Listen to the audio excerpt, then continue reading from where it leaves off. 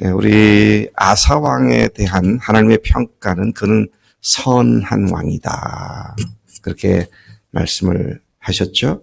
따라서 앞에 있는 2장, 14, 15장에서는 아사가 여호와 보시기에 선과 정의를 행한 사실을 중심으로 기록되었지만 이 장에서는 그와 대조적으로 그의 실정을 기술하고 있는 것을 봅니다.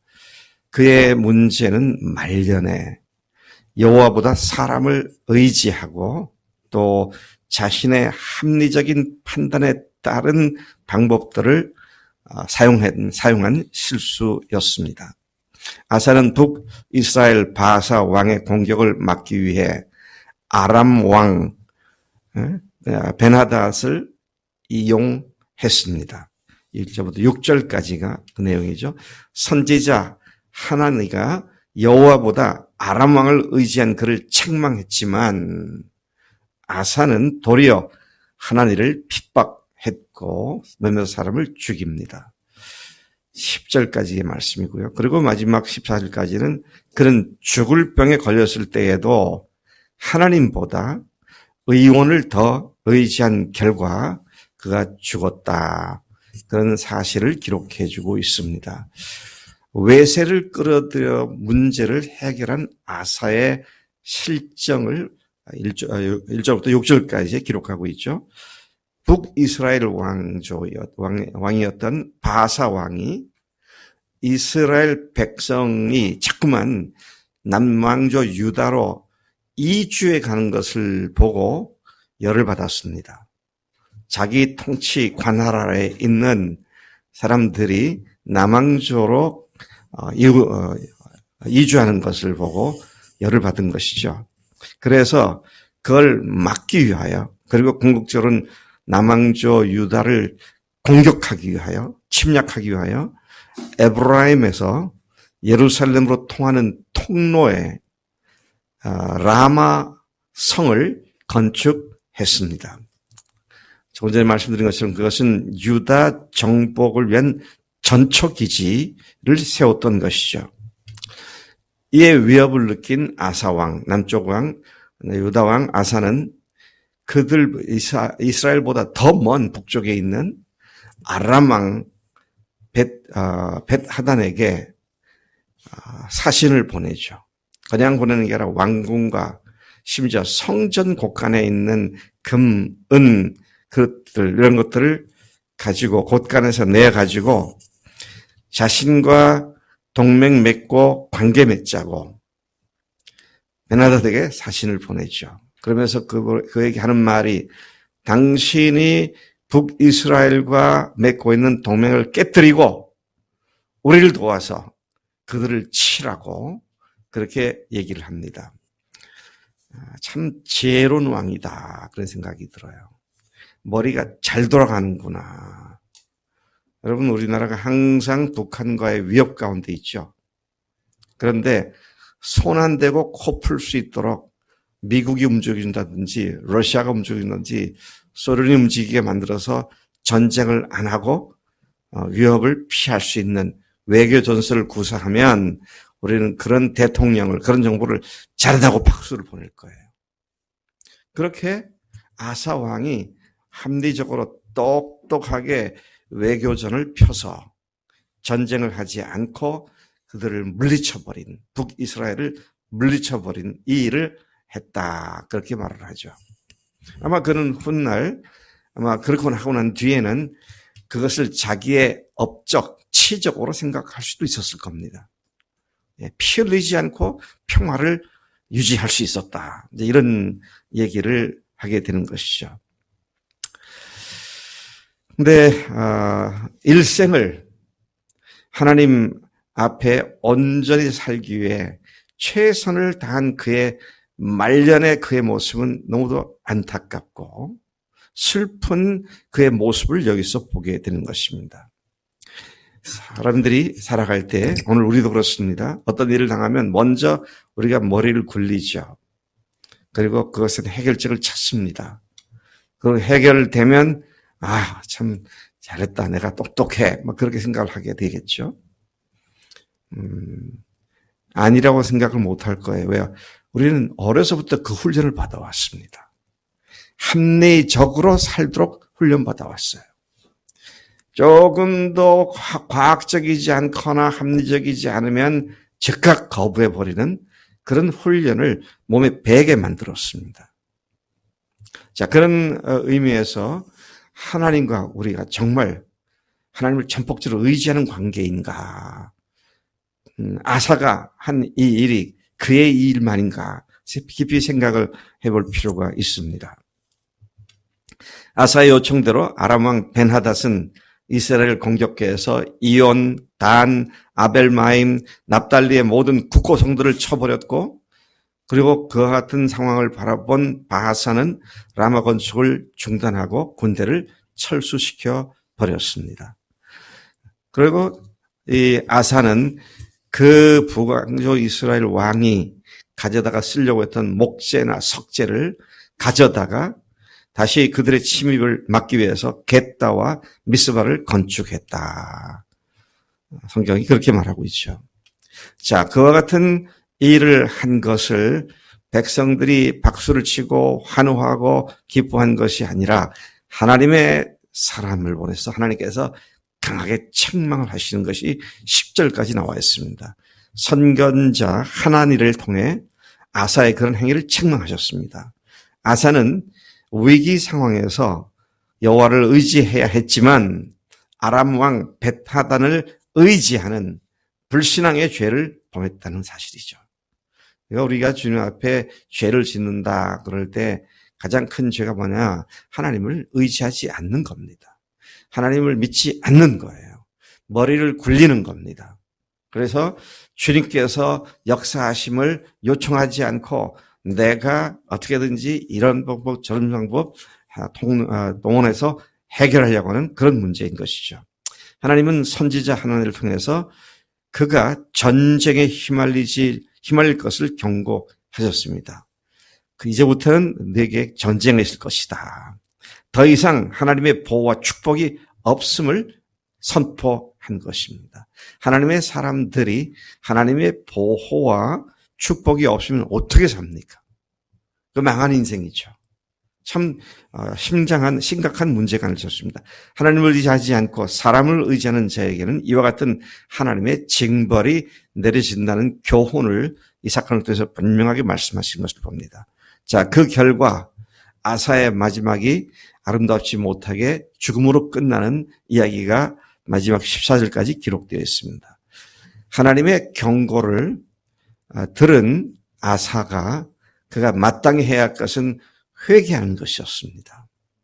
우리가 하나님께로부터 잘못을 지적받았을 때에 우리가 마땅히 할 건 회개밖에 없습니다.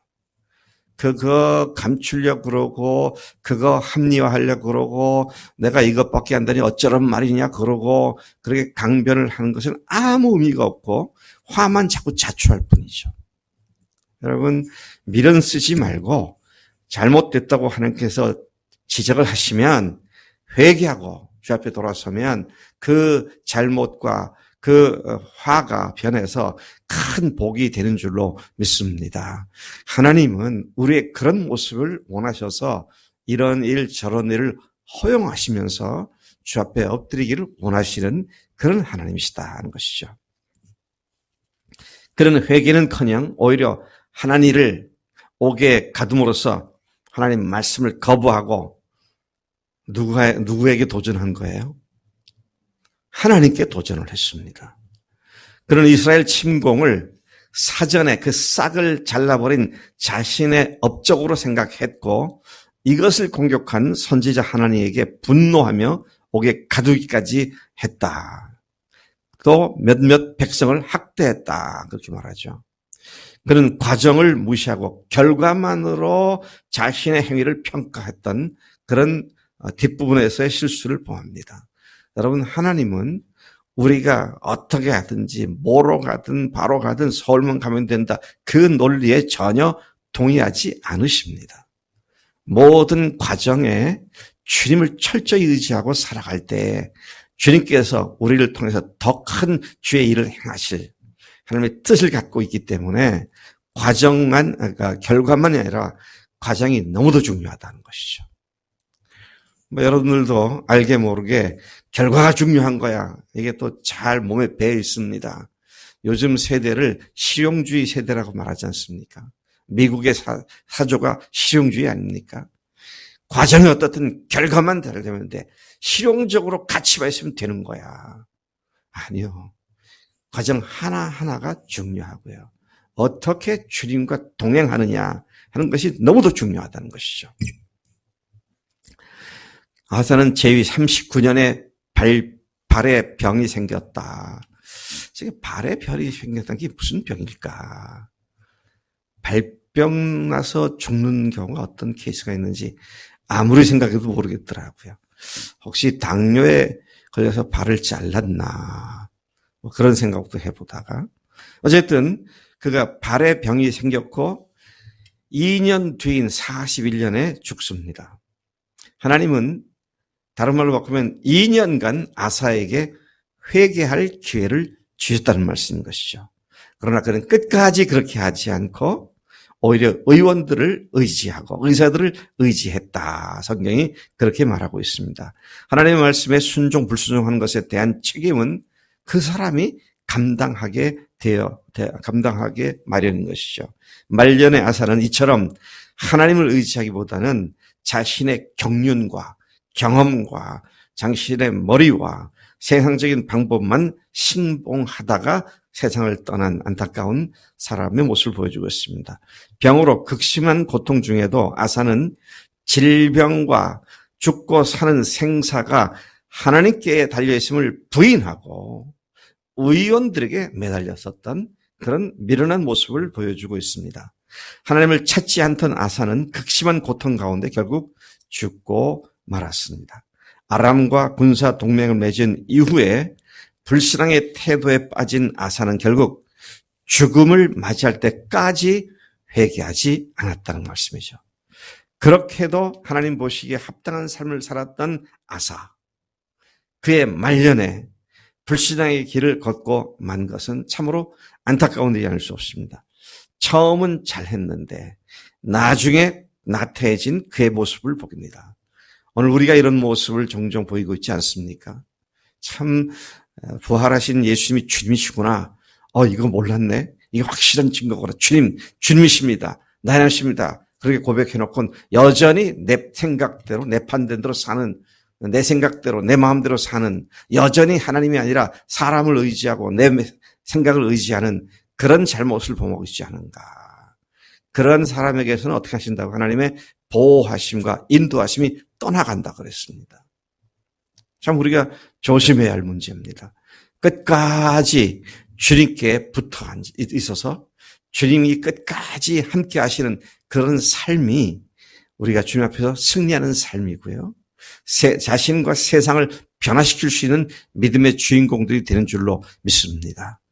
겨우 나 한 번 구원받고 천국 가는 이 믿음은 제대로 된 믿음이 아니죠. 정말 주님 앞에 전심전력하는 그런 믿음을 가져야 한다. 9절 말씀을 다시 돌아오겠습니다. 9절 말씀을 보니까 같이 한번 읽을까요? 9절 시작. 여호와의 눈은 온 땅을 두루 감찰하사 전심으로 자기에게 향하는 자들을 위하여 능력을 베푸시나니 이 일은 왕이 망령 때에 향하였은즉 이후부터는 왕에게 전쟁이 있으리이다 하매. 와, 오늘 이 말씀 참 감사합니다. 하나님의 눈은 온 땅을 두루 감찰하시는데, 온 땅을 두루 살피시는데 무엇 때문에 살피시느냐? 누구를 찾기 위해서? 전심으로 자기에게 하는 자들을 찾기 위해서 두루 그분의 눈이 감찰하시고 그들을 위해서 능력을 베푸신다. 여러분, 제가 어제도 말씀을 드렸지만, 어제 말씀에도 거기 나왔지만, 내 마음을 다하고 힘을 다하여 그랬잖아요. 정말 전심으로 하나님을 찾고 있습니까? 네? 내 삶을 조금 더 낫게 해주는 그분인 것은 분명한데 그 좀 더 낫게 해주는 그것 겨우 찾고 있는 그런 일은 아닌지, 그것조차도 좀 했다가 찾다가 또 포기했다가 들쑥날쑥 그런 믿음은 아닌지. 하나님은 오늘 분명히 우리에게 말씀하십니다. 지금도 그분의 눈은 온 땅을 두루 살피셔서 전심으로 자기에게 향하는 자들을 위해서 능력을 베푸신다. 아멘. 하나님, 오늘 제가 전심이 아니라 반 마음도 안 되고요, 10분의 1 마음도 안 되고 하나님께 그렇게 하나님을 허술하게 대했던 죄를 회개합니다. 하나님, 전심으로 주님을 찾습니다. 제게 주님의 눈의 초점이 멈춰주시고 저를 바라보시는 눈을 통하여 저에게 능력을 다시 허락해 주실 줄로 믿습니다. 회개합니다. 저를 붙잡아 주장해 주시옵소서. 이런 마음으로 주 앞에 나가 회개하는 이 시간 되어야 할 줄로 믿습니다. 하나님 아버지, 감사합니다. 하나님, 아사가 그 선정을 베풀어서 그의 이야기가 3장에 걸쳐 기록될 만큼 참 귀한 삶을 살았는데, 말년에 그가 전심으로 하나님을 찾지 아니하고 자기 의를 찾고 자기 선함을 찾고 자기 업적을 찾는 것 같아요. 하나님의 경고도 무시한 채 하나님의 종을 옥에 가둬버리고 몇몇 사람을 죽이는 그런 실수 가운데 결국은 그가 발병에 걸려 죽었던 모습을 통해 오늘 우리가 전심으로 하나님을 찾는 삶에 대한 경각심을 일으켜 주신 것을 감사합니다. 하나님, 우리가 주님의 자녀들로서, 주님의 백성들로서 전심으로 서로 마음과 뜻과 힘을 다하여 주님을 찾는 매일의 삶이 되도록 우리를 인도해 주신 줄로 믿습니다. 그렇지 못했던 순간들을 회개하며 주님 앞에 나와 엎드리오니 이 시간 우리의 기도를 들으시고 우리의 심령을 새롭게 해주시고 전심으로 주님께만 집중하는 우리의 남은 영의 여생이 될 수 있도록 복 주시옵소서. 그렇게 하실 줄로 믿습니다. 감사합니다. 예수님의 이름으로 기도를 쌉나이다. 아멘.